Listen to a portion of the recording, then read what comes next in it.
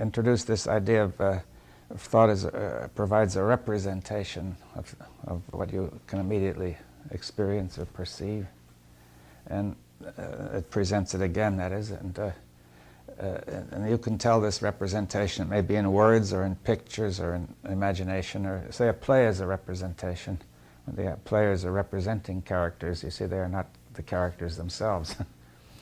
And you see, then that representation, something we're not conscious of, is that the representation enters the immediate experience. It fuses with it in what I call the presentation. We say immediate experience is presented to us, right, immediately. But we suppose that it is all coming from the senses or somewhere. But a large part of it is coming from the previous representation. Right? I gave examples. You could give more. For example, this example of an assailant on a dark night, that you see a sort of a vague shadow, but if you have the representation that this region contains people who may assault you, then that affects the presentation. The shadow is presented as an assailant, right? Therefore, your whole adrenaline goes up, and your heart beats faster, and everything. You're ready to do something.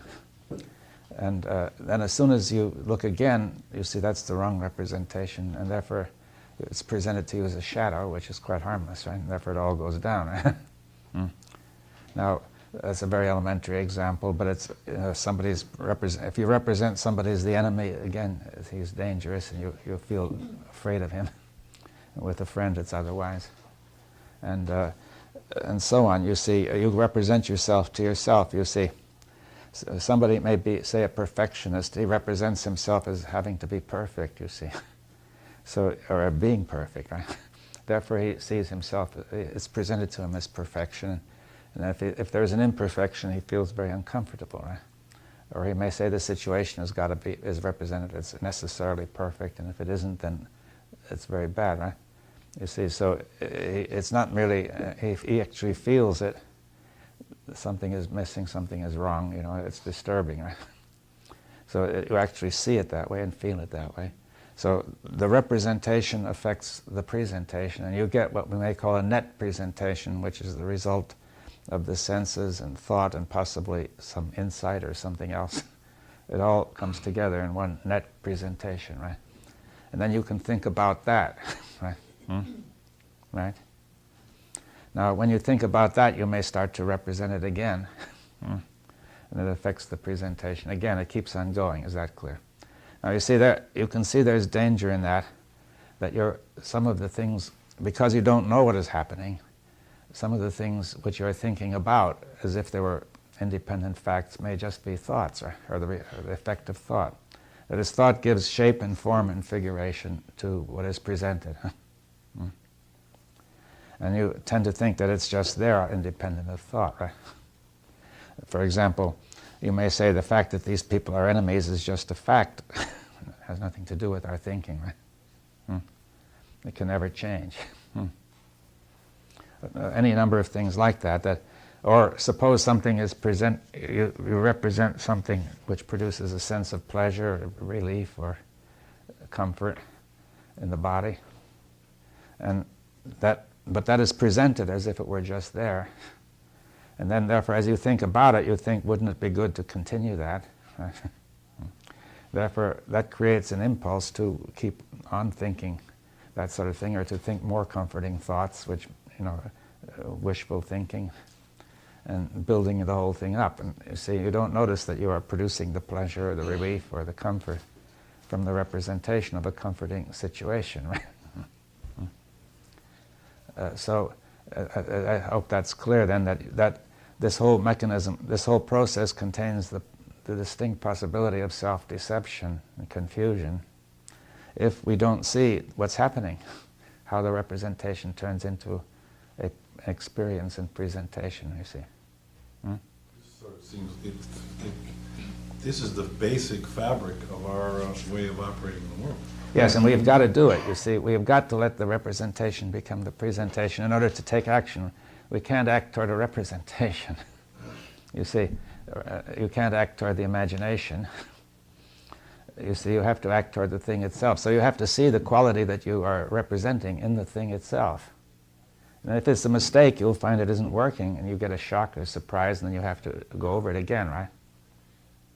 Like if in a more natural situation, if you were a hunter and you were going through the woods and you saw something that looked like a deer, you would be representing it as something worth hunting. Yes. And if it turns out to be a deer and you get it, then that's fine. But if it turns out to be a rock or a tree that looked like a deer, you would immediately go, well. That's right, yes. But we somehow have moved into a psychological realm where we don't have. But we have no check by the senses. You see, that way of going about it is all right as long as we deal with something that could be tested by the senses. We get information fairly quickly that we have the wrong representation. But now, as soon as we begin to go into the self, where we don't have any direct sense organs to tell us about it, right? Then we can easily just simply get caught in the representation becoming the presentation, and the self may be built up entirely out of that. Huh?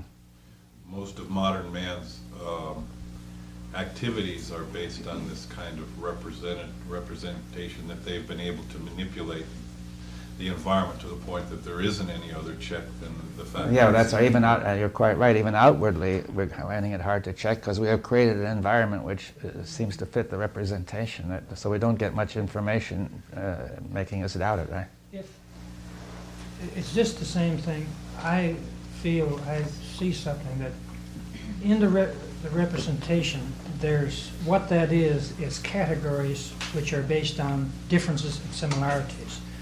Now, if we perceive that in total and whole, where we understand that the categories of differences and similarities, that there's differences in the similarities and similarities in the differences that we don't see. That's the problem with the representation. If you see that as a whole, now we've created a category, and there's the categories in the representation are measurement and comparison. That's what we do unconsciously.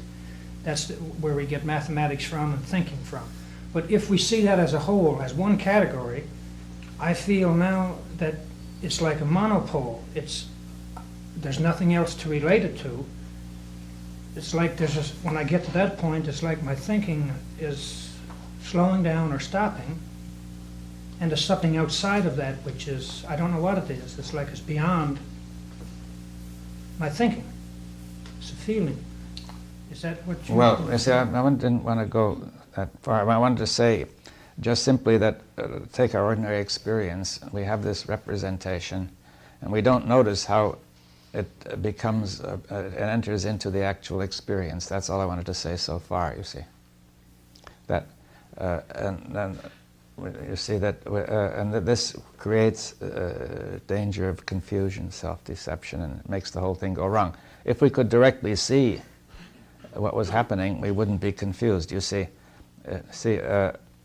if you could see yourself saying you have a, you see, suppose you make a representation of yourself as good, right, and so on, and it comes out as a presentation. You feel somewhere inside of you is something good and right and true, and you know, and capable and whatnot, or whatever virtue you want to represent. And then you'll feel that way inside. The whole body is set up for that feeling, right? It's comfortable. All the chemicals are working, right? And then somebody else comes along and says something quite different, right? Something something insulting. That gives a different representation, which comes in and begins to, then you see that, you experience that inside, right? Now that upsets the whole system, right? Now, you don't see what's happening, so it seems as if something is going on inside of you which is very disturbing, which is just going on as if your stomach weren't working right or your heart or something, right? In fact, it isn't, right? You see, so you're saying something is disturbing going on inside. You don't see the source in all this representations. You assume it's going on just by itself, so you try to find a way to stop it, right? Yeah. Now then, so you then try to, what you do is you begin to think about it as if it were independent, And you you discover that if you think certain thoughts, it gets better, you see. Because you don't notice that those thoughts you're thinking are going back into the presentation, right? If you think a new representation, a new representation which will make it feel better, but that may be it may be wrong all around for other reasons, huh? I need a clarification of the word presentation. Is that which the organism reacts? In other words, if there's a presentation, the organism must act according to that presentation, That's whatever right. it is. Yes, whatever is presented immediately, that's the way the organism acts, right? Now, whether it's right or wrong. Does representation always precede presentation? No, because you may have primary presentation from the senses and so on. We don't know it from the instincts. You know, we'll try to say that, but it's profoundly affected by representation. By now, we are all in the cycle, so that the presentation includes a lot of representation. Right? We can't stop. There's no way to go back to some supposed beginning where it may not have been so. It seems what I'm hearing is that in my presentation to you of myself and my interaction with you, I'm presenting myself from my representation of myself. Yes, and also to yourself. Is he presenting himself to you? Well, Or he's is he representing himself? Well, he's both. You see, it's both. The presentation includes representation. You see, if you're in an act, you see that's well, the actor. What is he doing? You see, he is both presenting and representing. Right? You see that he is presenting a certain behavior based on a representation. Now, see the point. If we could think that we may be caught up in a kind of act which we don't know we're doing. Right? Presentation, I'm sorry, but Yeah. is this, see, he could be trying to present, Yeah. but what he is actually presenting Is might a have represent- nothing to do with. Well, it's a I may- representation. I may be blind to the way I present myself to others, but I present myself to others according to my personal representation of myself, according to how I think. Yeah, and it's not even personal, but you're also using other people's representations too. And It's maybe all the together. question is what happens to that representation or when it goes out in the world, because there's another person perceiving it who has their own act going. And if Yeah. I don't perceive your act the way you want me to perceive it, then we maybe have a conflict, but there's still all of this activity going on. Yeah. It's sort of, It's you see, and the point is that that the presentation includes the representation so fast that you can hardly distinguish them. In fact, we don't. Right? Now, but we should notice, for the sake of understanding how it works, that there is a representation in thought, probably implicit, which immediately enters the presentation. I mean, sometimes we can see it happening if we slow it down, right? Is the presentation neutral? In other words, if there are three observers, do they all receive the same presentation? No, because everybody it's interpreted according to his representation of the meaning of the presentation. So the presentation is it's a manufacture from within. Yes, it's partly manufactured anyway. You see, the very word fact is the same root as manufacture. So we're saying the fact is made, and you see, and it's made with this materials, as it were, which include some information from the senses, probably some instinct, some of this stuff, and then maybe some insight occasionally, right? where would you find this neutral observer? That could judge whether things were seen equally. Well, there isn't. You see, no. You see, I'm just saying this is the way. Suggesting this is the way it's working. It seems to make sense, and it's clear that it's going to create all the problems that we've been talking about, or the difficulty, the chaos, right?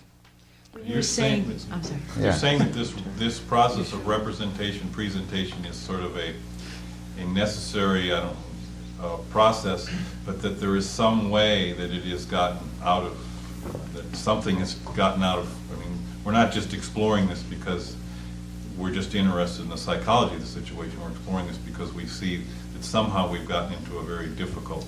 Yeah, well, it's clear how we've gotten into it, that we are not aware of how the representation is so intimately related to the presentation.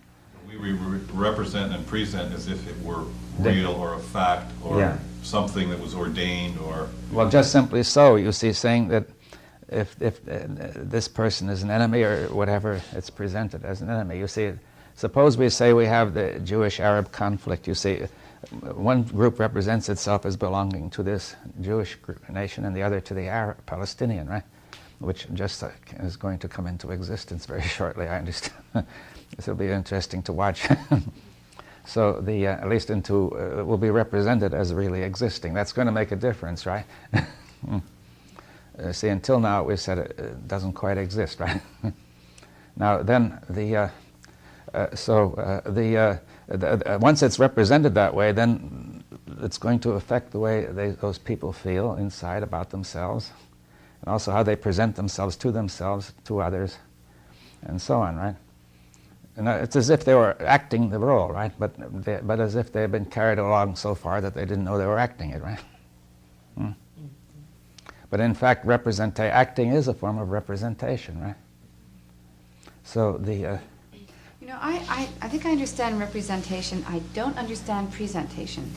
Well, because the representation is presented. You see, the actor may represent. See, suppose we say that the character is represented in the drama itself, in the written score, right? Mm-hmm.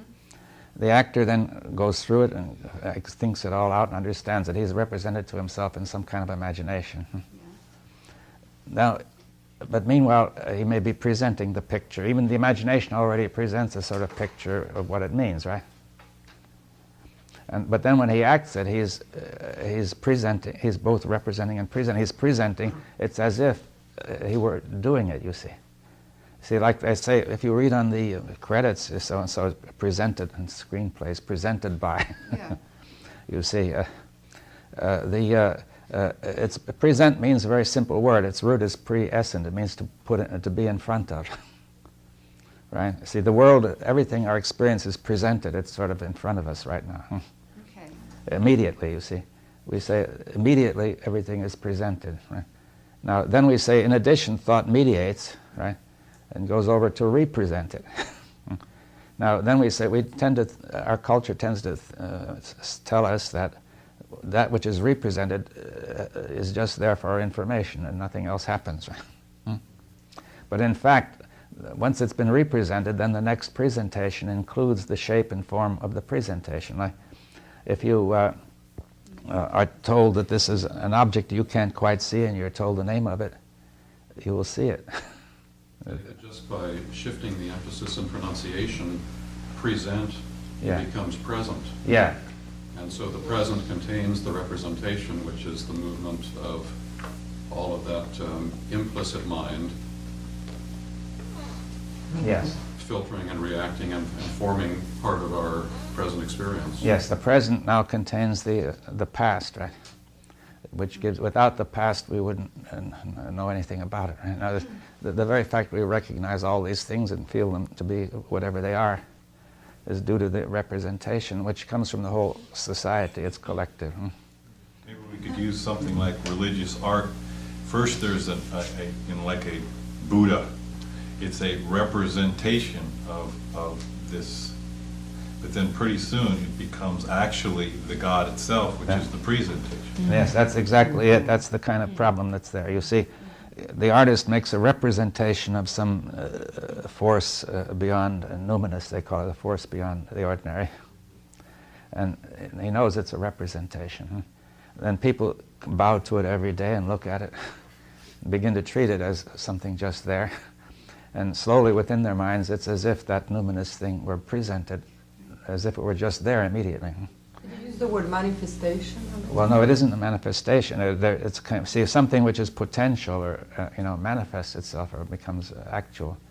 But see, this is just a matter of things taking shape and form according to the way thought has represented them. You see, if somebody represents a product as good, see, suppose this fellow is selling medicine, he represents it as an elixir that will cure everything, right? If he puts it in glowing terms, and then soon you feel that elixir is really going to cure you. You see, you feel there is curative power. When you drink it, you really feel how good it is for you, right? Is that clear? I see a lot of that. Really, a lot of the deception depends on that sort of thing, right? So I, the experiencer, is always experiencing something, regardless of what's going on. I'm sort of like just the experiencer. I'm experiencing something, and in that I have to do something with that experience. I have to either decide that that's really it, or it isn't it. I mean, it's absolute or it isn't in terms of my belief system, right? Well, your belief system is a representation of what reality, right? You see, therefore you will experience according to your belief system. See, if you believe, whatever you may believe, I don't know, if you believe that, for example, I was looking at a program saying that Russians believe, that it showed clearly that their government was just right. And therefore to them, they experienced it as just right. They didn't say this is a representation coming from the state representing itself to be right, but they said, no, it's presented to me, I experience it, I see it as right, you see. I know it, right? And therefore I act according to it unhesitatingly, right? Oh, advertising works on that. Yeah.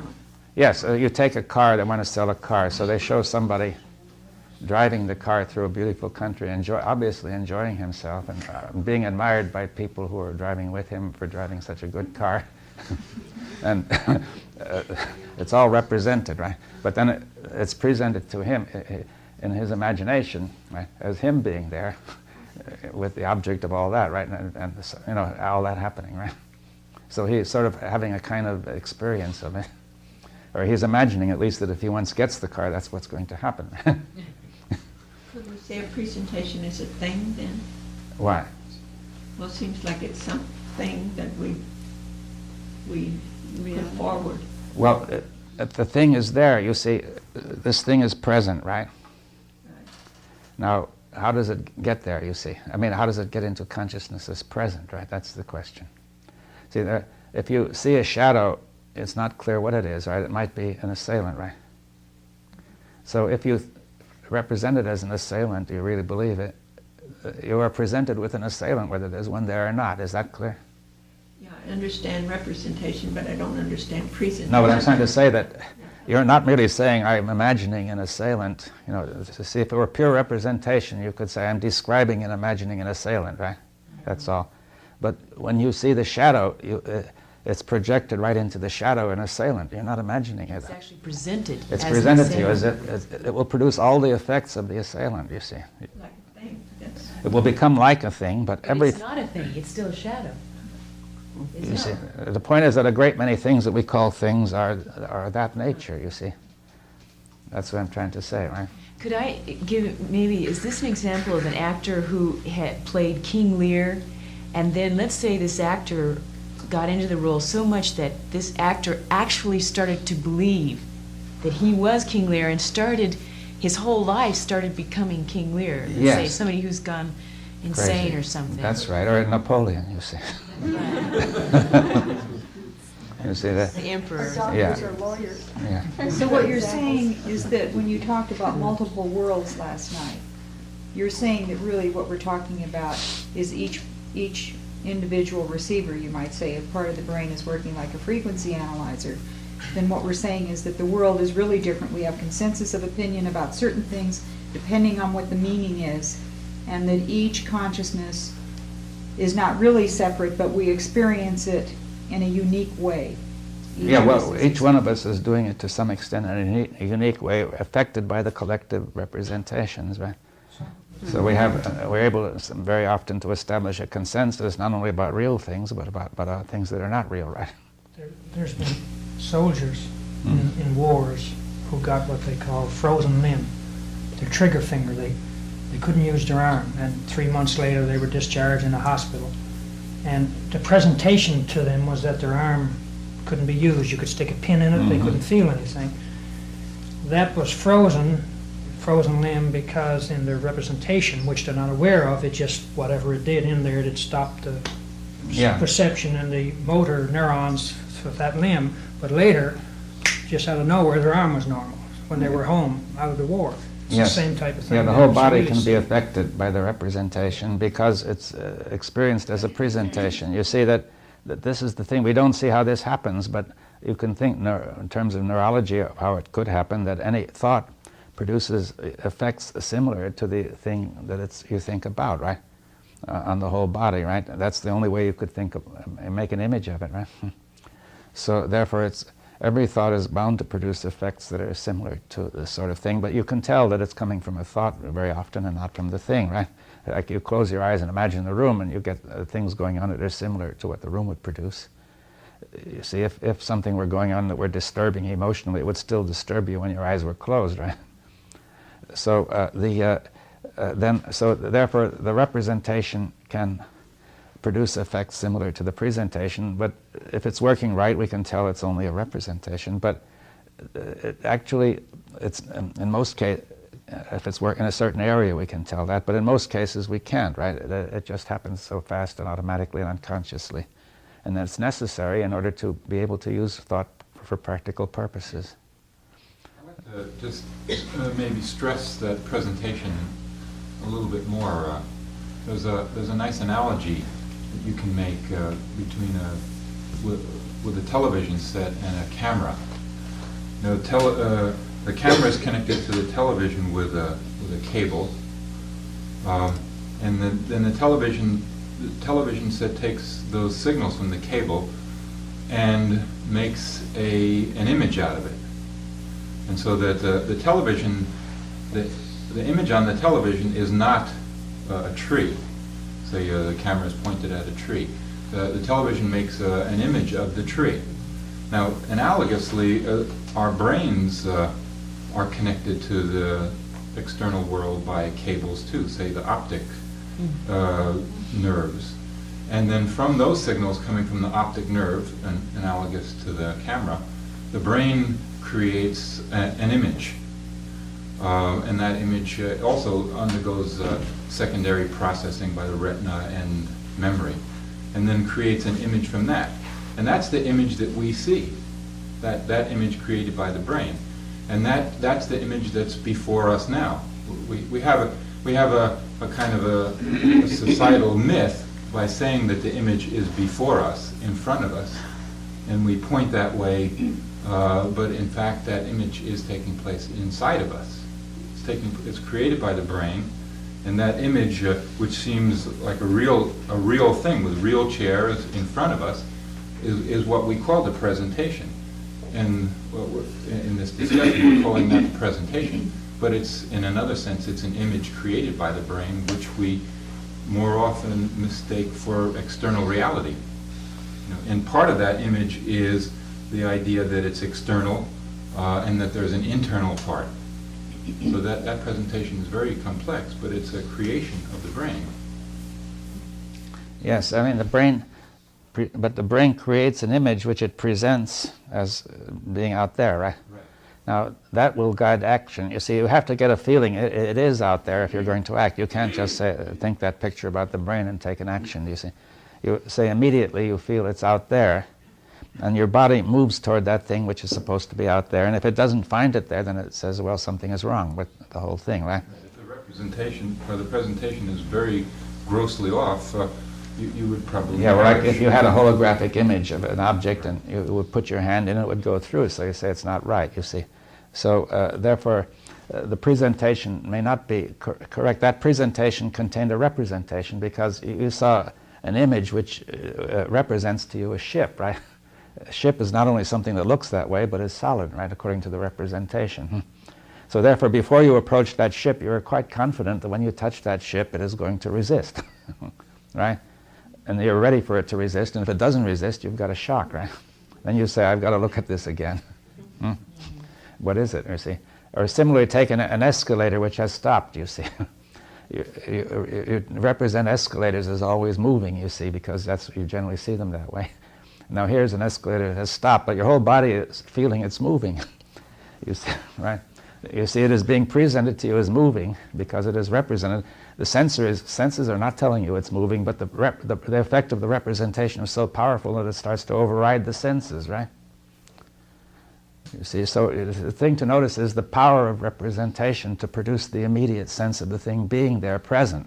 Which is easy to do outwardly, like the deer. Yeah. We've all agreed that a deer looks like this outwardly, and that an escalator stops. Yeah, but it's rather hard even with the escalator to walk down an escalator which has stopped, right? Your body is always ready for it to move, you see. Your legs are walking as if it's moving, you see, and you have to make a special effort to walk according to the fact that it's stopped.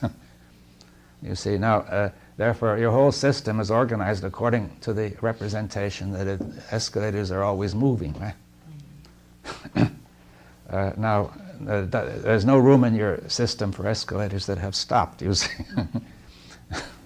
And therefore, it's very hard even to see that they have stopped. So that's one point. Whatever doesn't fit the general collective representation is very hard even to pay any attention to. Very hard. We can easily overlook it altogether.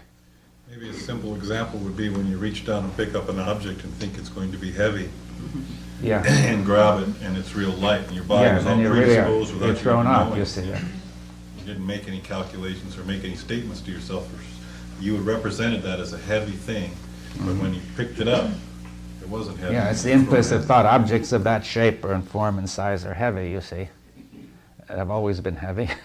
And therefore it's represented as heavy. Your body already feels the expected weight, and your muscles are set to pick up a heavy object, you see, and then you're thrown off. But we have that check, see? You know, we pick it up and we realize, oh, it's not, what I'm saying is, what you said earlier is we don't have anything to give us a check inside. No, very little. We may have something, but we don't know how to, we're not able to use it at present, right? Like outside, I know that if I pick this up, all of a sudden I have to reevaluate everything physically, and we can all look at a deer and say, it's not a stone, yeah. Right. But inside, there's no role model. Yeah, well, inside there are no senses. It's much simpler than that. We don't have sense organs inside. You see, we don't have eyes, we don't have ears, we don't have touch.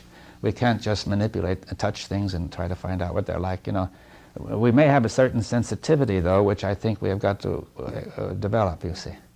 We're not entirely, the possibility of looking inside is not entirely absent. Do you think we were using role models as that check?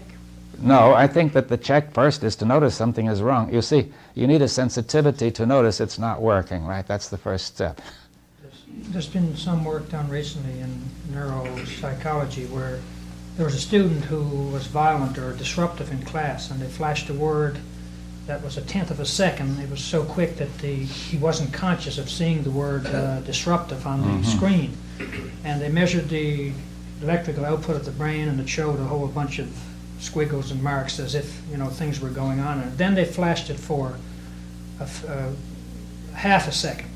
And consciously he became aware of it, and it set off his reactions and emotions electrically.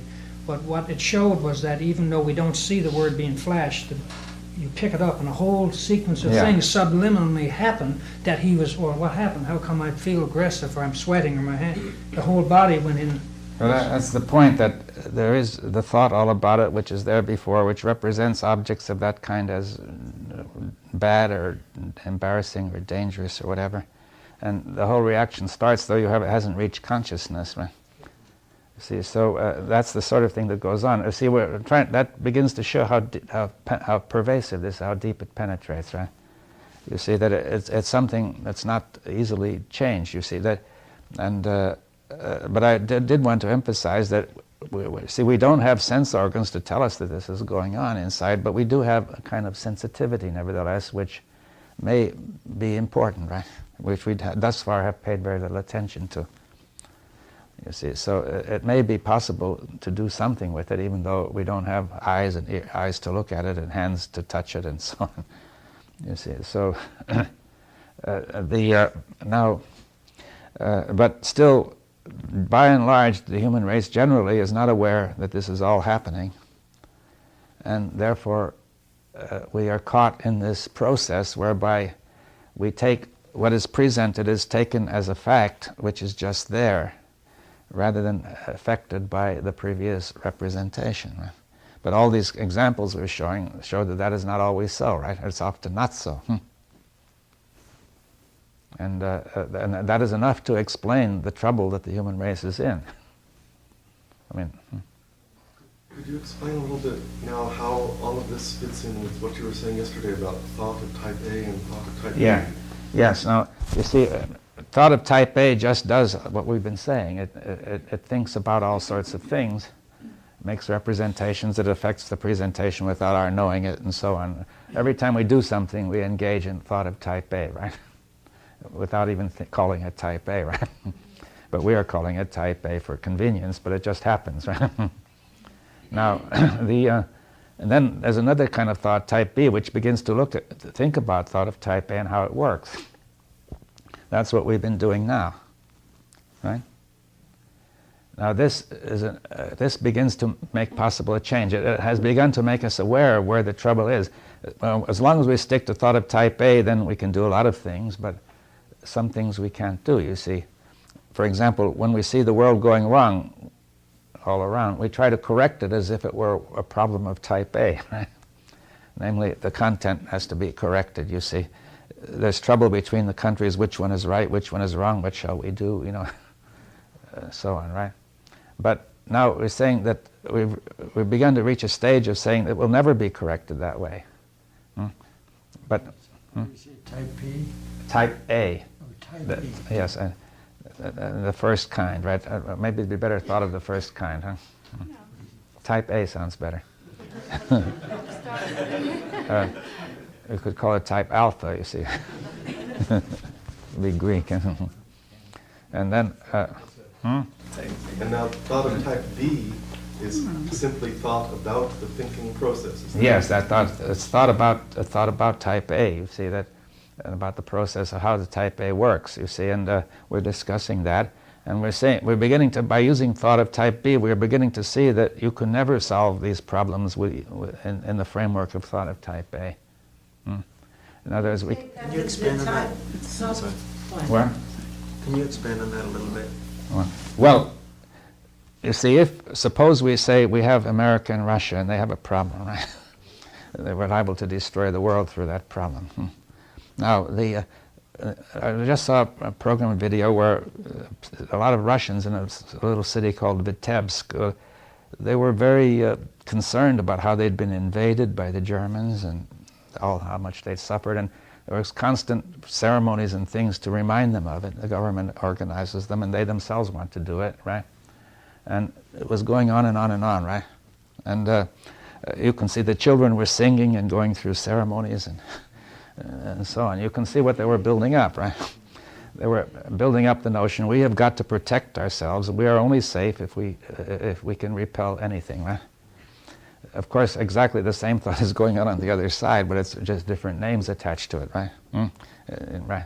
Saying that they are the menace and not we. In other words, people sing in the other countries too about their countries and about, you know, building up the notion that it even says we come first and so on. You see, and it's an old story, like Germany used to have a song, fortunately they've given it up. Deutschland, Deutschland über alles. Say Germany above all, right? Now that means first priority to Germany. That's a representation of Germany, right? As being in the very first place, and the most important, the highest, the best. That's exactly how they thought, right? The children sang that way, that people talked that way, they had ceremonies, they felt we're invincible, you know, we're the greatest, most powerful military force. Nobody can defeat us. And so on. Now that was not really, that's clearly a representation. But it was a presentation to them, you see, that was present to them. Germany in that form was what was present. And to a certain extent, that presentation created that power in Germany, right? As long as they believed that was really there, they made it there, right? They built up that power. What? Hitler made the people believe it. Well, even before Hitler, for 50, 100 years before, they were building it up, right? Under the Kaiser, you see. So, and the same thing happens in other countries too. But I see that the point is that this German song makes it very, very clear. They said it very, very directly and openly, and they attached a very nice music to it from Haydn, and so on. So they made a very powerful thing, right? Programmed in the computer, so the children are born with that programming. No, they're not. You see, we're giving it to them. You see, they're being programmed by doing all that, and they built up the idea that they were military power. And then when Germany was defeated in the First World War, that was a tremendous shock. They said, how could we, who are so above all, be defeated? They said, no, we couldn't have been defeated. We were stabbed in the back, right? That was a new representation, right? Are you saying that type A and type B, once type B looks at type B becomes A again? It's liable to, no, but we're trying to say we're going to hope that won't happen. Right. You But see. that's what usually happens, is that it also becomes... It may fall into that, but let's watch out for that, you see. Now, you see, so anyway, we have all those representations building up, and inside America, inside France, England, Russia, Germany, everywhere, and in Palestine and Israel, so now it's two nations, now it's both, in a few days it's going to be called by two names, right?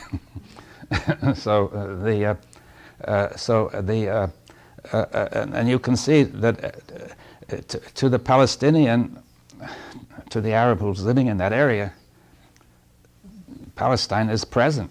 As soon as they say it's present, it'll be present, right? And to the Jew, Israel is present, right? Now, they're both present in the same place, right? So now there's a problem there, you see. So now that's all building up. Now I'm saying, now people are negotiating and saying, can we have a peace process between Jew and Arab, between America and Russia, or West and East, and so on, you see. But as long as you do all that stuff, what is the point of the peace process? You see, each side is saying, we are right, the others are wrong, the menace is from them. You know, we're building up and saying, we've got to be strong. If we're strong, there's going to be no war. Both sides are saying exactly the same thing, right? So and I'm saying that in that framework, all you can do is some minor adjustments. You're not going to stop this. You see, maybe things will get a little better for a while, but as long as people sing those songs and keep on doing all that, that problem will remain forever. As it happened in Northern and Southern Ireland, it has gone on for 350 years, right? Therefore, we begin to say, maybe we had better question thought of type A, and say we're now looking at thought of type A with thought of type B, right? Saying that's just what we've been doing. Maybe the first time that we have a thought type B, being conscious, aware of the thought type B, which is like the investigator who comes to investigate what the thought A is doing so many thousand years. And maybe this is the first time that's happening. Yeah, well, at least it's relatively recent times. You see, it may have happened occasionally before too, but you see, we now have a crisis where we really have got to do something because the world can really be destroyed by this, you see. Type B then, I'm sorry. Type B is thinking, reflecting upon itself, not as content, but upon the form and structure and movement. That's right, yes. It's type B is thinking, reflecting on thought as form and structure and so on. You see, and now we form therefore a representation of all this, right? Well, as we're doing this, we're forming a representation of how thought works, right? Which is in the words, in the imagination, you know, and so on. It's the same thought which forms a representation. What? It's the same thought which forms a representation about thought. Yes, but at the moment, at least it's making us aware of something which we're not aware of, you see. You see, this is the important point, that we're not saying that it will solve everything. It's a step. You see, we were not aware of what was happening. You see, we're saying this was a complete mystery, why we did all these crazy things. If there's a little space in thought B, then we can perhaps watch the process. Yeah. We don't have to, thought B ultimately may not have to get into that trouble when we come to the question of participation, you see.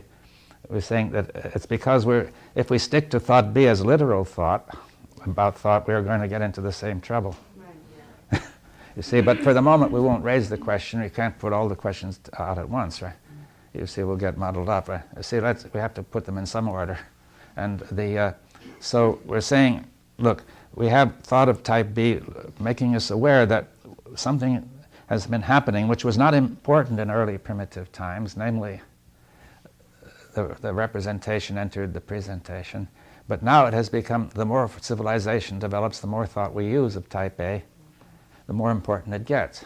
Do you think That representation started being so decorated, the representation started so decorate the presentation that it reached the point to distort the presentation. That's true, yes. That's what we're saying. That's exactly what I'm saying, right? But the other point is that we're not aware how this happened.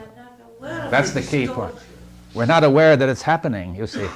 That's the key point. That if we were aware that this was happening, we really wouldn't do it. You see, it's too silly a thing for words. I mean, if we could see it as we see this chair really present in front of us, then we wouldn't do such a silly thing, you see. We would use it for when we need it, but we wouldn't produce these representations about countries and Deutschland über alles, and so on. You see, nobody would have done such a thing if he hadn't seen this. Nobody would have accepted it if he hadn't seen the sort of foolish thing that was happening. You see, you see that way of raising children is really destructive and really stupid and is insane, right? If you just reflect on it a little, you see it. It's a destructive thing. It isn't just silly. But I mean, dangerous thing. It's dangerous. It's destructive. It's insane. You know, yes, but we don't see it because it just happens unconsciously, and it seems to be the truth, the fact, the reality. You see, when you sing that song, you really you say, "What a wonderful thing! My country is present in front of me. It's a great, wonderful, good, powerful. It has to defend itself against these people, and there'll be no war as long as we're strong," and so on, right? Yeah. Yes.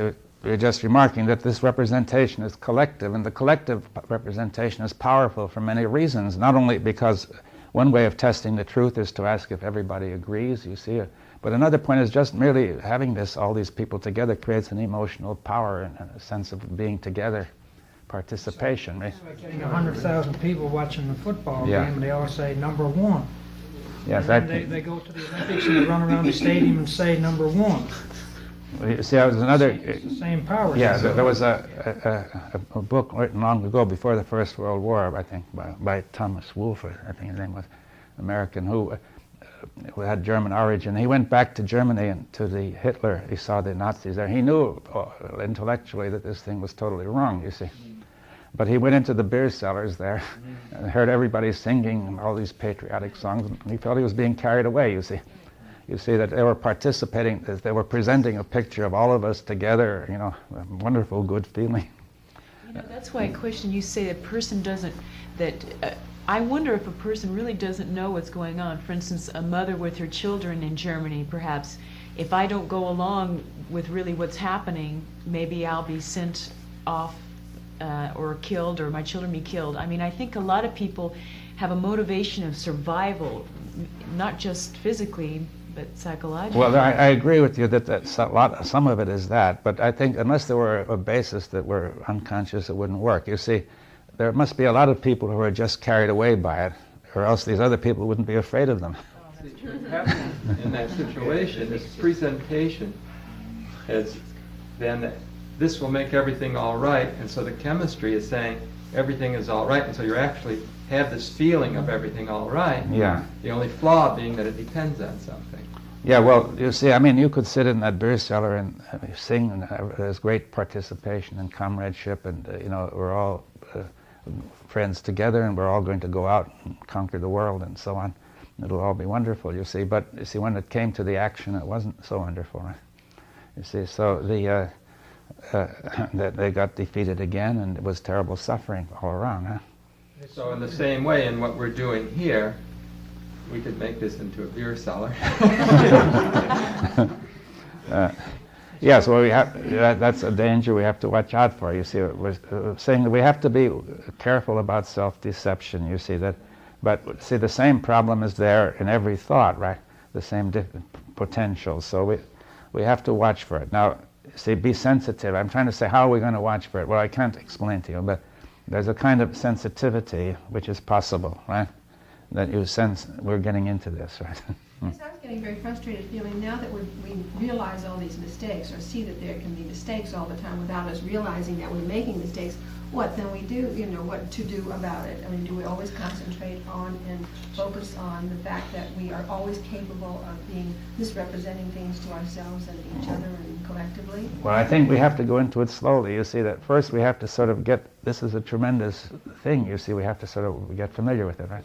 So if we keep focusing on that, though, we'll never, that will be A again. We'll always turn back into A. Well, perhaps we won't, but we have got to spend some time getting familiar with it, you see. So subtle, for example, that a mother and father will say, that's my child. Or man lands on the moon in '69, and what does he do? It's He my puts country. He puts American flag there.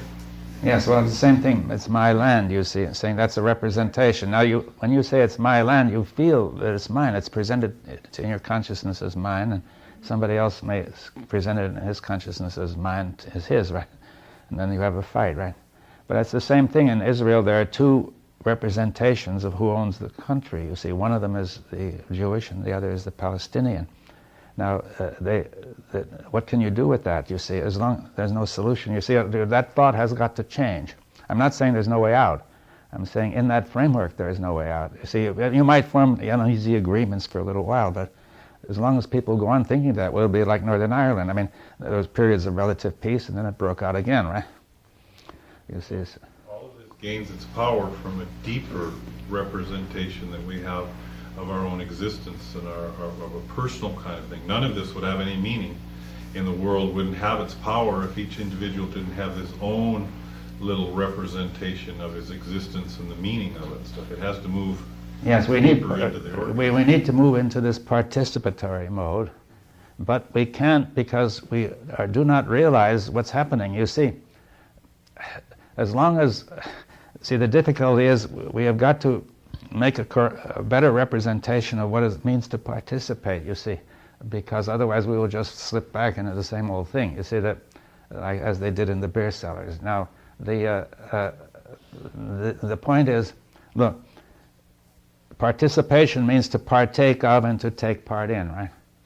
Now, we're always participating whether we like it or not, but part of our thought of type A, especially the literal thought, implies that we are not participating, that everything is just what it is, not really participating, right? And therefore it is presented as impossible to participate. Are you saying that type A thought has a representation about itself, that it's accurate and complete? Yes. And that it can be, at least, and maybe it can make some mistakes, but it could aim for that. And that is inaccurate in actuality? Yeah. That there's something inaccurate about thought of type A in that way, and very wrong. You see, thought of type A is implicitly engaging in thought of type B about itself, but not knowing it's doing so, right? You see, in other words, we have always been engaging in thought of type B, but we never knew we were doing it. It was like the fellow was always speaking prose, right? But one day he found out, somebody told him he was, right?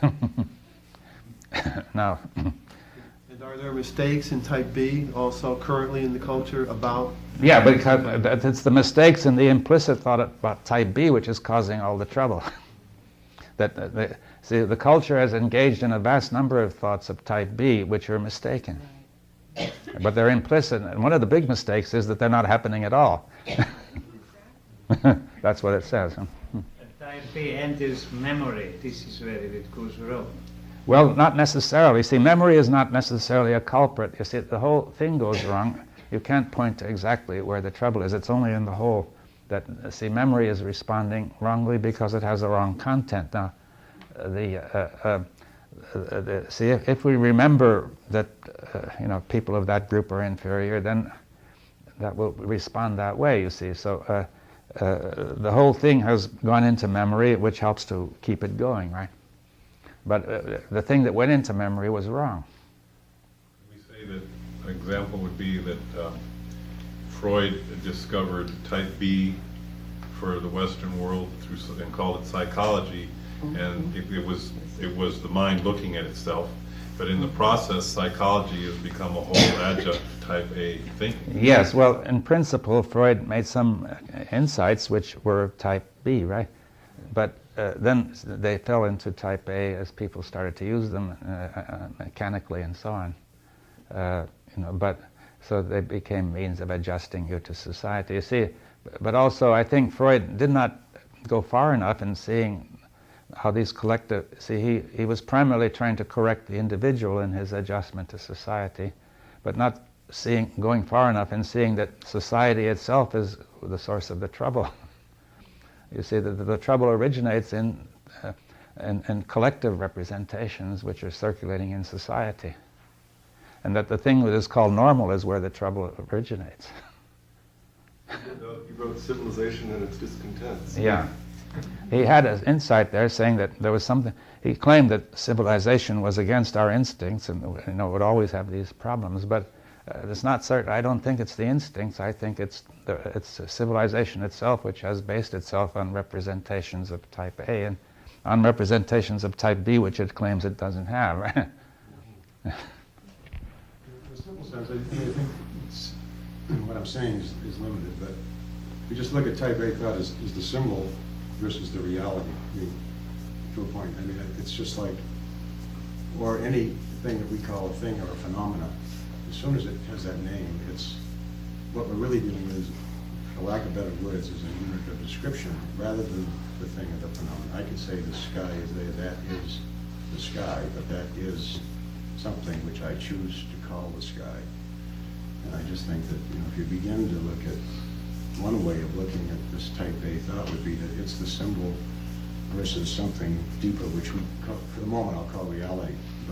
And then we stand back from that and say, I'm always dealing with a symbol which isn't the reality.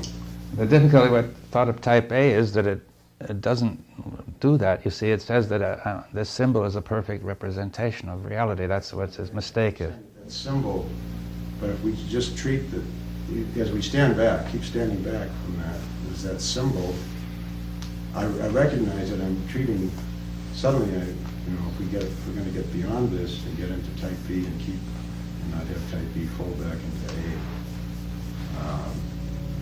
A, as you brought up, Freud did too, and Jung, but to this somewhat lesser extent, because he became more, not so ego-based a therapy. So anyway, I'm just thinking that one way is to look at this type A as a symbol, and we don't want to confuse it in some way. What I'm trying to say is we don't want to confuse those symbols with something which the symbol represents.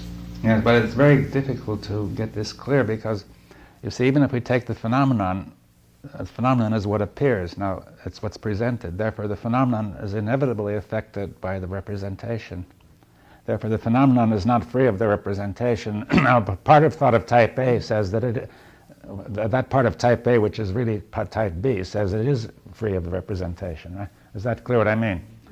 Yeah. Would you say it's a circular movement, similar to cause and effect, that constantly reinforces itself?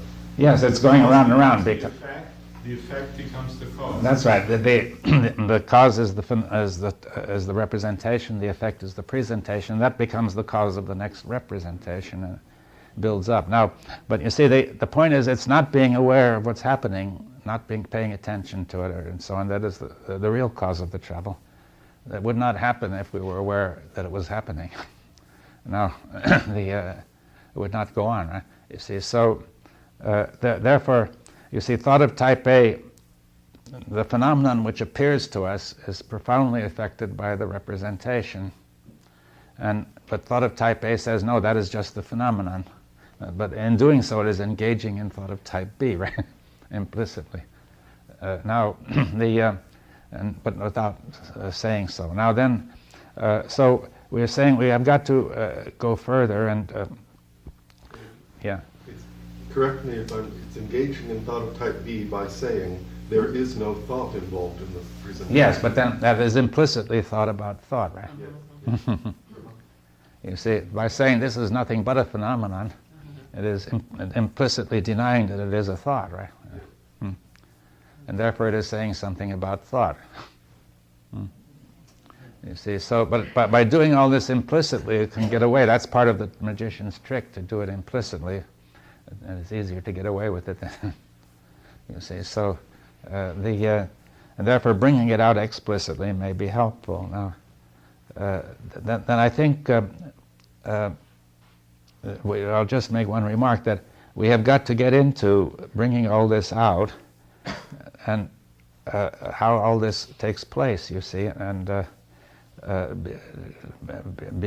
seeing how we could get to be aware of it, to pay attention to it. And remember what I said, that whatever does not appear in the presentation, you have no way of paying attention to it.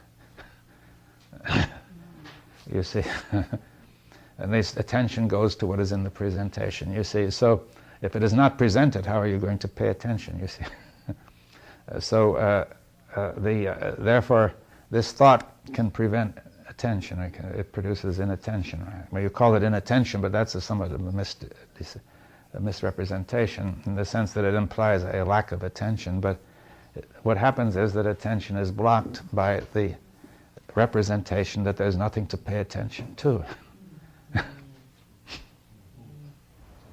in the wrong place. Yeah, and failure, you don't go to the place where it's supposed to go because you represent that place as non-existent.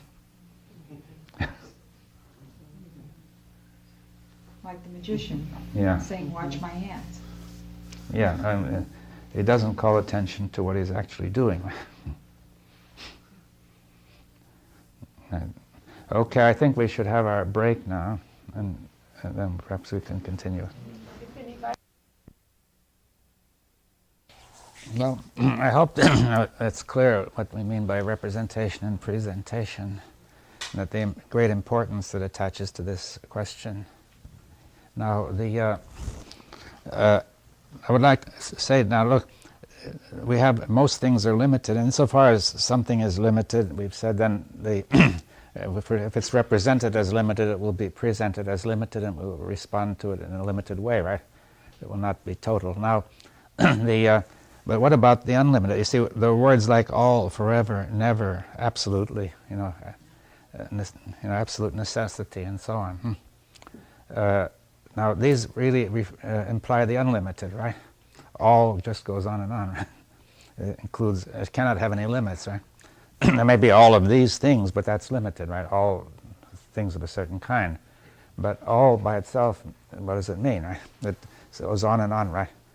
And when you use the word all, it's very powerful. When you said Germany above all, you see that meant great power, right? You see, the word all and similar words like forever, never, and ever are very powerful emotionally. They liberate a great deal of neurochemistry, and values of all kinds are very powerful. And therefore, the representations of totality of all are particularly important, right?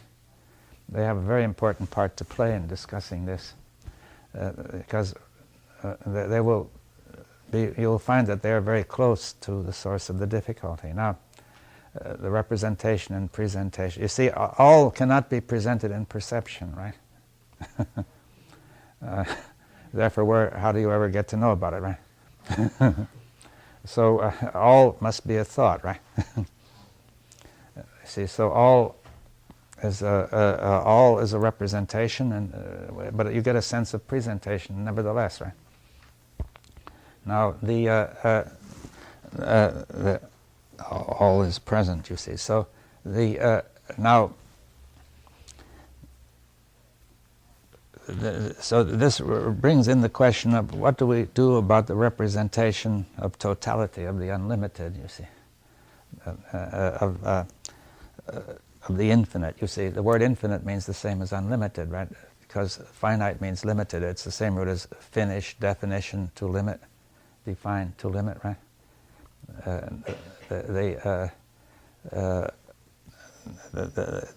So therefore, it's also, the question is, can we know the unlimited? Right?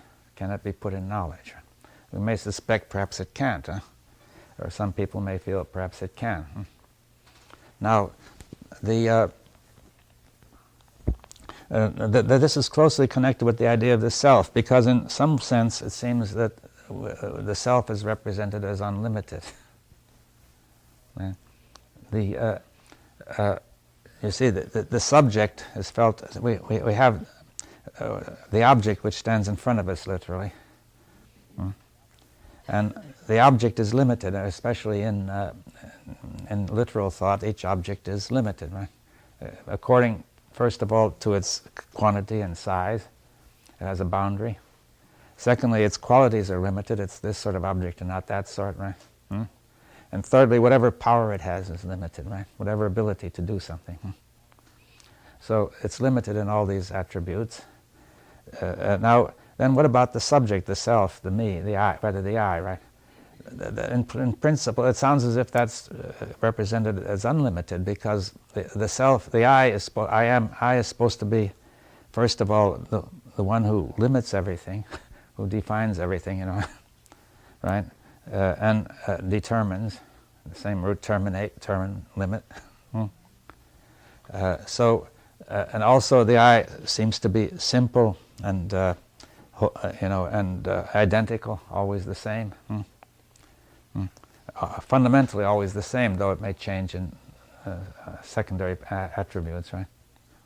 And finally, it's in contact with everything. You see, the whole world, right? It seems the whole world enters as part.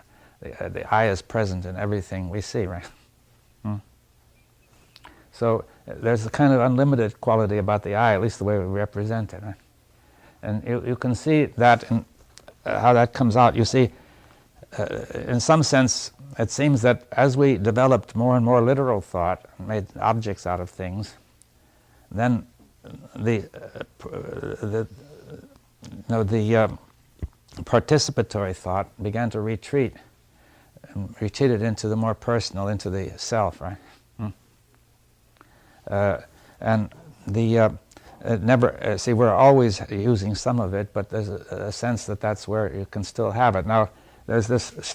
Now, probably even by the time of Moses, the literal thought had gone a long way, and the story is that Moses, went up the mountain and he, I don't know, it was somewhere in the desert, and he saw this burning bush, and talked to and it made a voice. It had a voice, so he talked with it, and the voice, he asked him, "What is your name?" And he said, "My name is I am that I am." You see that? Say, "Who shall I say sent me unto the tribes of Israel?" Right? So the voice said, "You shall say that, quote, I am sent you," right? In other words, the meaning of that episode is that I am, God was saying that I am is his name, right? I am is the name of God, right? Of course, the word God could be equally replaced by the word dog, but that's an arbitrary word. But I am is in some sense the natural name of God, right? You see, because I am said by itself, you see, it means unlimited power, right? Everything, if it could talk, might say I am. And I am without anything attached to it suggests something unlimited. Now, as soon as you attach something to it, then it gets limited, right? You say, I am here, I am rich, I am poor, I am this person, I am here, I'm a member of this group, and so on and so on. So now, you then, at that stage, you are treating yourself as an object. You see, I am is the pure subject, but then me represents the self as object, right? It's you see, right? Me is limited. It can be pushed around. It has to have a place, and it has to, You see, as civilization developed, it was necessary. First of all, they started treating things as objects, not participatory. Then they had to treat people as objects in order to organize them. Then eventually every person had to say, I too am one of those objects, which is called me, right? But you have another name, I, which stands for the subject, right? And the subject by itself would mean something pure and unlimited. The object is something limited. Now, there's a problem there when I is identified with me, right? In other words, we make a representation in which I is identified with me. Now, how can we experience the two as the same, right? It thinks that self in one case has been unlimited, but yet it feels that it's limited. That's a paradox. Yeah, but that's the paradox. But it comes in the language. It comes. We have two names for the same being, I and me, right? I stands for the unlimited being, and me, who takes action, who has free will and everything, and me stands for somebody who is limited, just another object who has to. People say, the little child may think he's wonderful, he's unlimited, and then they say you're not unlimited, you're limited, right? You're not the great I am, right? You see, so. But in the language, I, in the subjective case, can imply a separation because I am not you. Yeah, but you've limited it then, you see. That was why Moses didn't say and add anything more to the name of God than I am, right? If he had put anything more on it, it couldn't have been God, right? One more word and it would have been ruined, right? But our common experience is constantly a process of that separation. Yeah, whatever I say I am, I'm limiting, right? I am here, I am there, I'm not you, Whatever I say, it's a limit, right? So, therefore, that's a contradiction because I am is intended to mean the unlimited. But then we also say society requires us to mean that it's limited. We therefore identify the two words, right? And say they both mean the same being, the names of the same being, right? And now, remember the power of the name. And this name is the name of a concept, right? And the concept is the subject, the I, right? And we've described that concept already a bit. Now, the point is then, according to the way this is represented, then that's the way it will be experienced. Now, if it's represented as a contradiction, you're going to experience a contradiction, right? Conflict between the limits of the unlimited I am, who should be intended to be unlimited, and the me, who has got to be limited. And the me is limited not only by society and by the limited physical power, but also limits of time. Born at a certain time, mortal, dies at a certain time.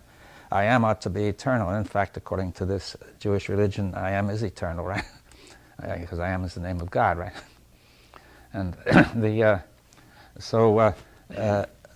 there's absolutely no limits. It created everything. You see, the sense is, to the little child, maybe I am creates everything, you see. Just as we were saying about the brain producing the whole picture. Right? What is the correlation between I and me then?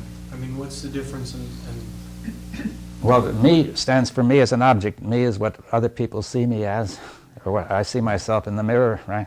As an object standing out there. Or I may picture myself by an image as an object, right? Now, I am cannot be pictured, right? There's no object that could stand for I am. How does it fit in to say, because the I am includes everything. Well, that's Descartes' reasoning. You see, it could criticize that. You see, I think that he was putting some limit on I am by saying I am is essential quality is to think, right?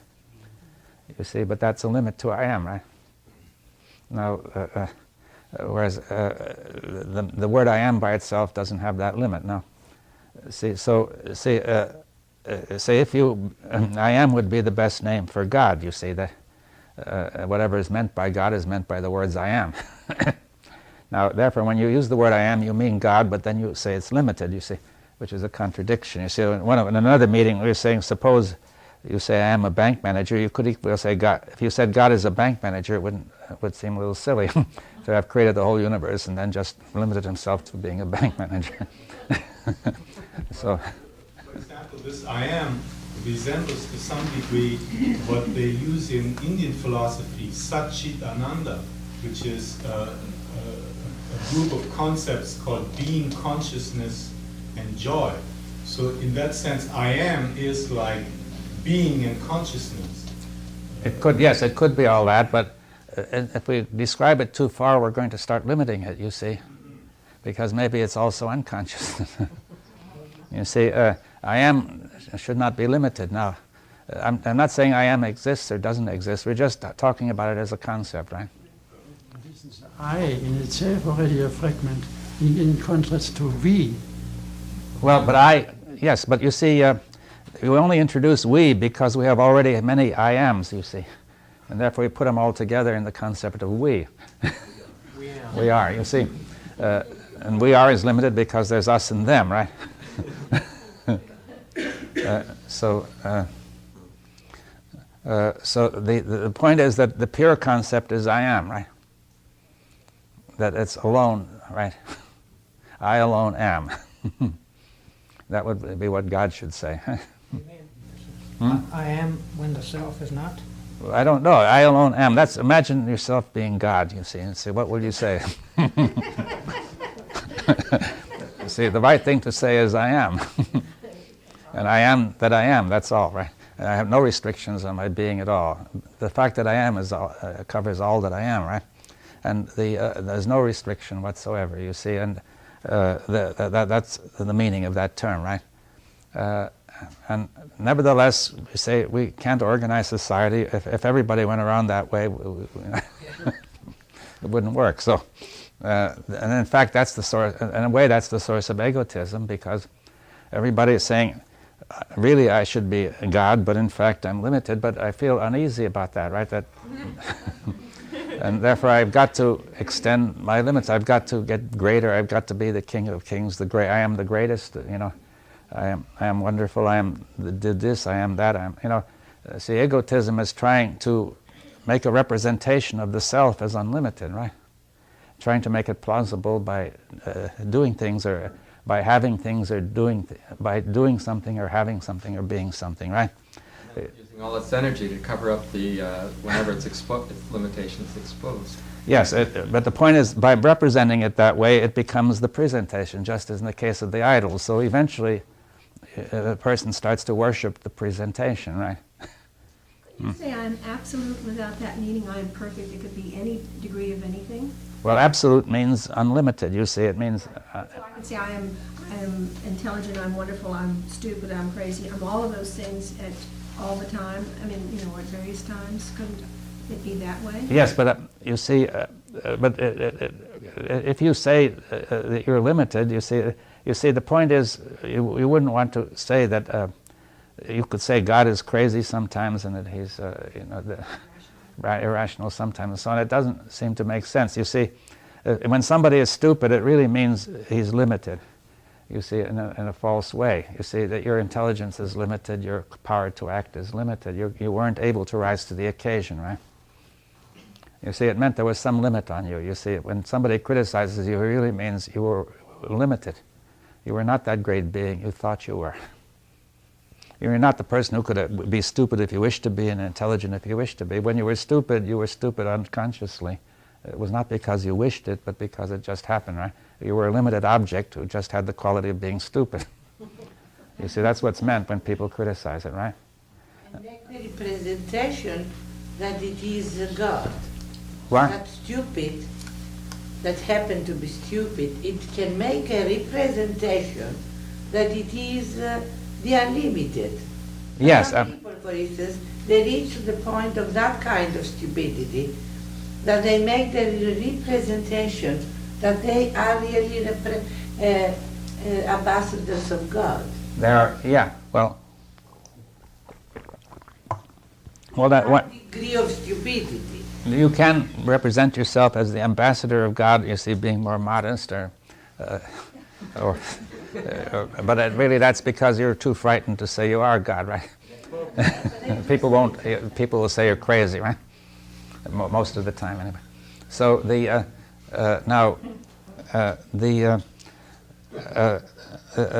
point is that you can say you're Napoleon, or you can say you're, all sorts of things. The Pope, or. He does.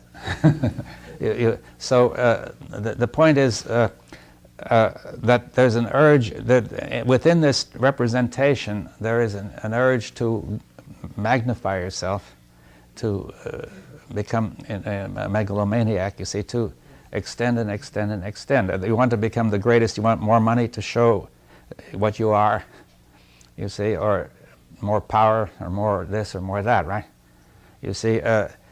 You want to be sure about yourself and so on. You see, it's all the same. You see that, so you could see that in this problem of the unlimited, there is the origin of egotism, right?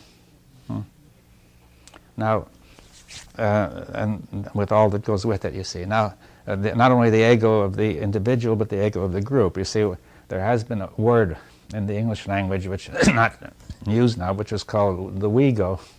Or it was called... but you could take that to mean the collective ego, you see, the we-go. because then you do the same with the group that you were doing with the individual, right? So we are the greatest, you see. This country is the greatest, whatever, you see that. Now, so you can see that this question of how we represent the unlimited is crucial for thought to operate in an orderly way, right? If once that gets going, there can be no order because this is supreme, right? Supreme value overrides everything else. The ego will override, the considerations of the ego will override everything, right? Including rationality and truth, and I mean, there'll be nothing to stop it. So,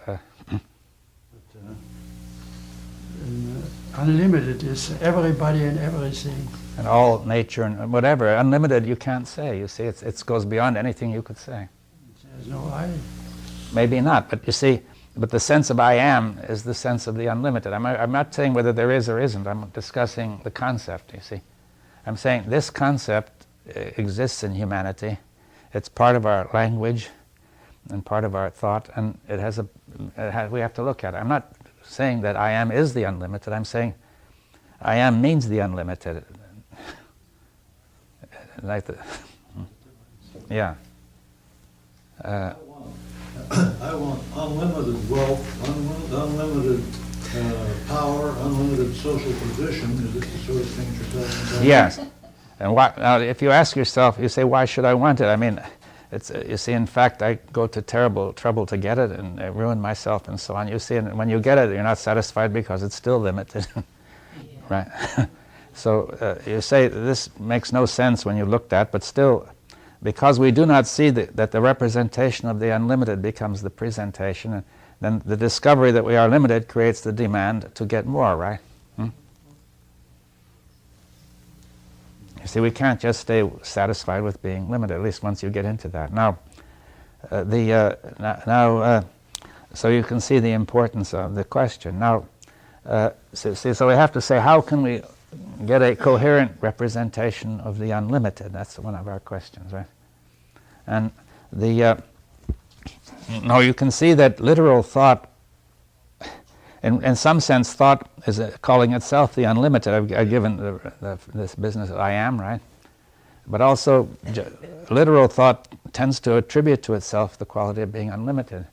You see, because it says everything is exactly as it is represented. And also it tends to spread. You see, there's no reason in literal thought to stop it here. You see, religious people say, no, you can use literal thought up to this point, but from here on it's sacred. You mustn't go, right? But it doesn't stop, you see. There's no reason to stop within literal thought. All the sacred tenets of religion have been overcome by literal thought, by saying, people said, there's God beyond this. We don't find God anywhere. You know, we extend through the heavens and everywhere. They say there's the soul, the immortal soul, which you can't deal with that way. But say scientists have gone in all through the brain and so on. They say, where is the soul? People working in artificial intelligence are claiming that you're going to represent everything that way. They haven't done it, but they at least very great confidence and faith that they can do it, and which gives them the energy, right? So they represent this thing as a practical certainty. Now, I'm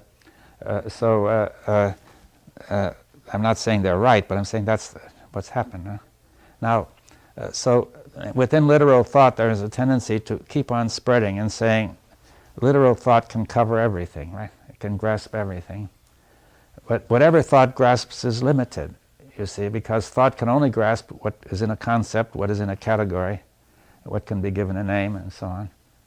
And that is limited, right? We've seen it's got to be this and not that. Thought can only know what it knows. It can't know what it don't know, and what is unknown is infinitely greater than what we know. Well, that's what we're saying. But I'm saying, but literal thought implicitly denies all that. You see, I'm not discussing whether it's right or not. I think we just got to look at it. You see, now literal thought denies all that and says, everything that exists or that is could be known by means. Maybe we don't know it yet, but it's the sort of thing that could be known, right?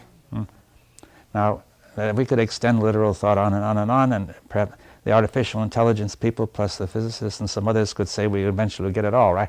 like they're talking today about a theory of everything, you see. So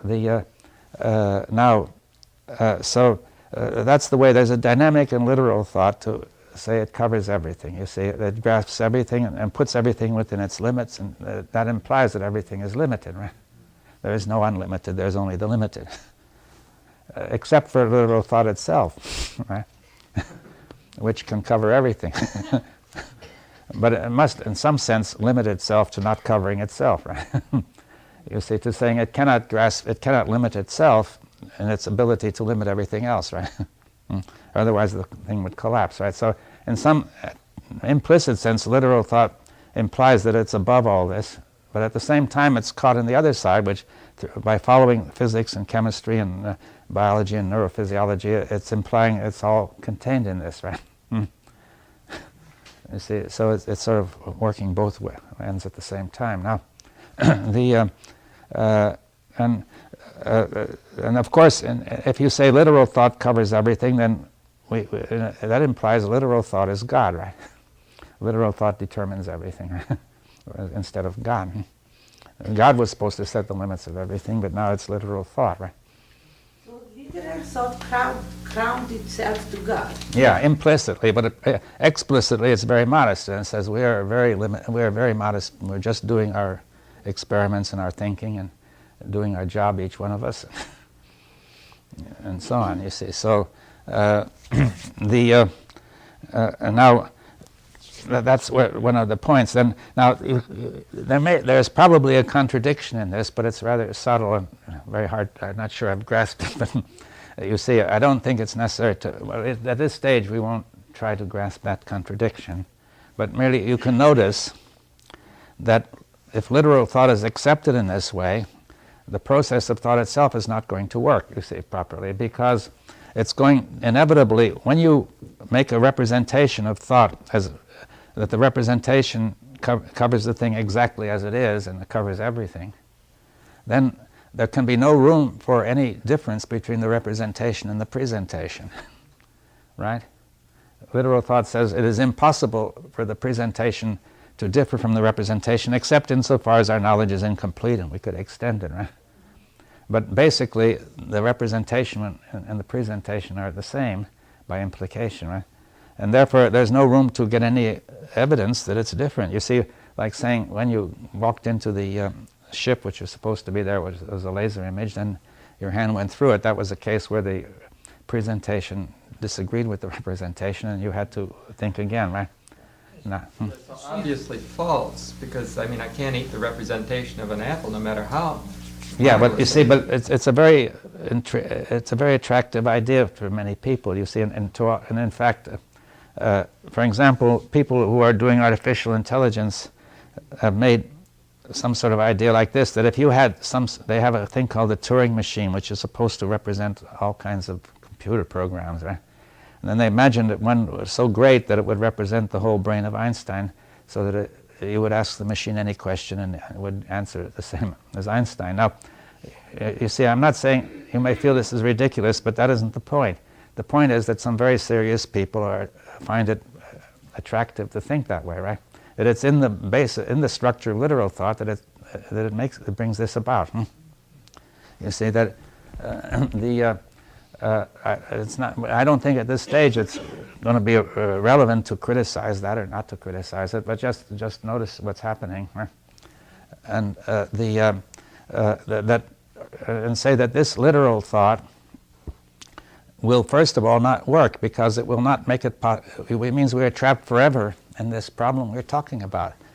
Because it can't work because thinking which is discontinuous or quantized cannot touch that which is whole or continuous. Yes, but you see, the people who believe in literal thought don't believe that any of that exists, you see. They say there's nothing exists but what can be touched with literal thought. They're saying that knowing is the highest form. Yeah. And there are it's a large number of people who actively believe it, but it is implicit in our culture that everybody believes it. And it can be But proved. it's very limited, isn't it? Yeah. And that can be proved if I stay within my thought I'll prove that there's Yeah, but nothing because you're outside. constantly going to present what you have represented, and you're constantly going to exclude everything else, because you will never pay attention to what doesn't fit. Thinking cannot solve itself. No, it can't, but these people can't see that, you see. The instrument cannot see itself. Yes, it cannot, but these people don't see it because they're, the way the representation works is to present it in a certain way, saying that anything else is impossible, and therefore you can't find it. What? Materialist? Yeah. But the evidence now, it is so big, the weapons can destroy in 1 second the planet. So the literal thought reached to the point to have such weapons to destroy the planet in 1 second. And so that big evidence may come to the point to make the literal thought to glimpse that something is not right. That's true, yes. For some people, but there are some people who have gone so deeply into literal thought that they simply exclude that evidence, that evidence is automatically excluded and said to be insignificant, right? Unimportant. Apparently we have a great investment in What? the literal. It seems like most of civil society, in one way or another, is denying the evidence Yeah. of how far we've gone. It isn't just Yeah. particular scientists. No, people generally don't want, we've seen this all the time, people, the whole point of literal thought, it's moving, it's also driven by a desire and by the wish for the body not to be disturbed and so on. Bringing in that evidence might produce a lot of disturbance and so on, you see. So, Give an example, and it's just on the right track. If I had two different problems, one in 1969, putting a man on the moon, the tools used to solve that problem was computers and, say, Newton's laws of motion. Another problem would be, if I go back to my home in Newfoundland, my grandfather 100 years ago built a boat with a hammer and a saw, a wooden boat. One set of tools for that particular problem. Now, the first set of tools, the hammer and saw, could not put a man on the moon. The computer could not make the boat. Now, my question, what you're saying is that the human mind looking at itself, which is reason, which is logic, among other things, maybe that tool, reason and logic, our own mind, cannot see and solve the problem that it's faced with. We have a problem that these tools can't handle. well, we're not certain whether they can or can't. We're saying, let's begin. See, Well, at least aware of the fact that maybe we can't. maybe we can't. You see, we mustn't proceed further than we know, you see. Now, so maybe we can't, you see. Now, but we're saying here you have a problem, or whatever you want to call it. It's not really a problem, because a problem, you project a solution. We can't, you see. Now, it becomes, you can see the tremendous importance of getting this question straight, because this is really at the source of the stream, of the pollution of the stream, right? Now, religious people have had a feeling for that and said, you've got to get right about God. You see, that's the source of the infinite and the unlimited, right?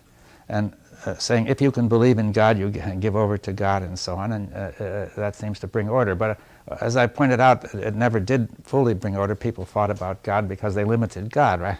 Said it's our God and not their God and whatnot. But and in any case, science eventually went round it all, sort of, and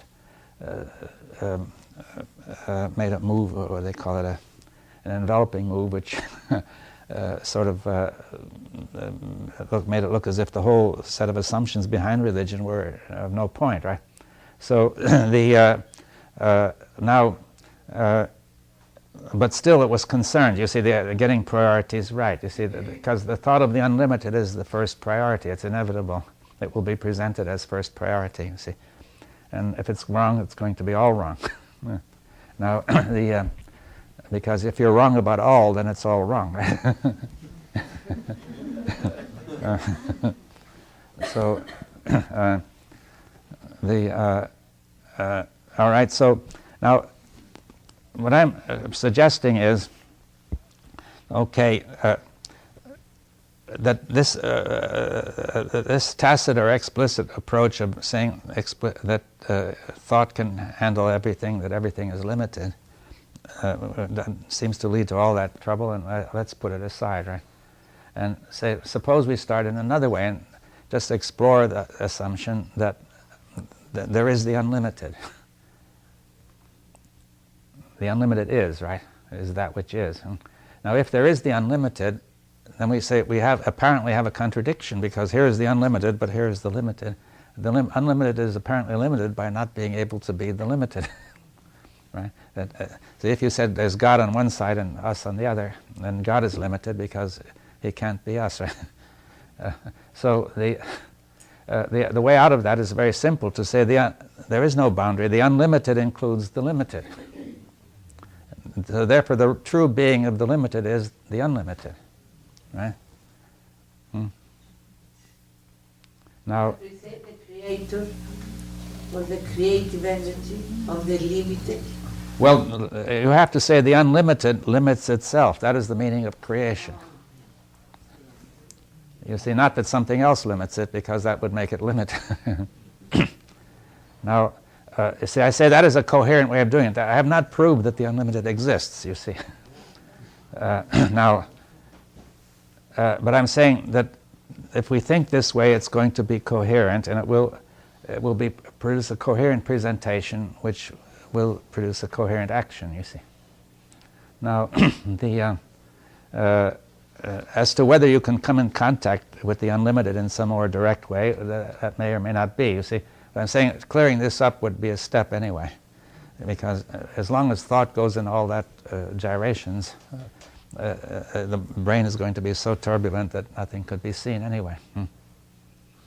Now, so we say there is the unlimited, or better yet say the unlimited is that which is, right? And which includes the limited. So the true being of the limited is the unlimited, so why do we say it's limited? You see, well, there's a good reason for that. That's a representation. See, it is, the representation is limited, right? It contains limits and it's limited. And it highlights certain things in the presentation so that we can take action. Is that clear? So, therefore, we are now clear that to say that this is, literal thought says this is just what we think it is, but now we say this is not what we say it is or think it is. It is only so in some rough sense, similar to it, right? For certain purposes, right? And saying really, the unlimited isn't it's all the unlimited, and therefore the limits of representation and presentation guide our action our action is toward the unlimited, and if it engages the unlimited properly, it will come back coherently, right? Are you saying in this sense that the word chair is an abstraction? Yeah. But the object itself, that's an abstraction. is an abstraction. The fact that it's separate is an abstraction. Even science is leading to that conclusion, you see, today, that we say it's made of atoms which shade off into the environment, but these atoms are supposed to be part of a field which is universal. They're just concentrations of a field, right? And so if you went deep enough, it would shade off into space and unite with everything else. So, see, the basic scientific picture is to say that all the separations are abstractions. They are representations of separation, which are correct guides to action. That, you see, because they will present it in such a way that when we act, it will be right, you see. So but we are always engaging the unlimited. These are explicit orders out of the implicit orders. Yeah. That's where we have to function, I guess, or live. So if I say that's a chair, and I say it feeling it up to a point, there'll be no problem. But if I say it's a chair and the experience Literally. of it is absolute, then I'm in trouble. Yes, with literal thought, that is literally a chair and nothing else, nothing more and nothing else. Then we're in trouble because the whole thought process is disrupted by that. You get in real trouble with So limited is part of the unlimited. Yeah. Aren't we making representation a kind of division? Why is it a division? Because it identifies. No, we're saying it's only a representation. You see, a representation itself is part of the unlimited. You see, thought exists, and it's a real process, and it's part of the unlimited, right? Thought is, but everything is part of the unlimited, so that doesn't make it special. You see, see, we're not saying that thought is unreal or anything like that. Far from it, we're saying thought is real, right? But any action that it does take is still limited. yes, The it's still limited. cannot take an action that is unlimited. Well, except insofar as anything could. You see, I'm trying to say any action which is taken in the direction delimited by thought is limited, you see. That exactly. Are you saying everything is everything, or either nothing is nothing? Well, it's both, you see. That That's what I mean. It's just everything is everything. ultimately, that's it. We're getting to the participatory view, which is that everything is everything, and eventually everything is nothing, you see. You see, it's no thing. You see, now nothing may mean just vacuous, or, you know, we get frightened of the word nothing because it sounds terrible, you see. I've got nothing, you see. I'd rather have something, you see. So, but and in a certain area that makes sense, right? To have no food or no shelter, something would be very bad, right? But when we apply it at this depth, we're confused, right? You see, so we say we have the word nothing. Now, it's a nice derivation. It literally means no thing. Now, let's look at the word thing. I forgot what its English derivation is, but in Latin it comes from the same root as real. The word res means thing in Latin. And the word real means it's a thing. And reality is everything. And and also the word res comes from the past participle of the word reri, R-E-R-I, meaning to think. So at that rate, it means the thing is what you can think about, right? The thing is the presentation of what you can think about. Well, you see, so the language seems to have the insight in it some way. Perhaps the people earlier, sometimes derivation of words give insight, and maybe it's like the archaeology of the thought process. It shows us how people might have been thinking a long time ago when they coined these words. Right? So and maybe they had a more or less mechanical perception. Now,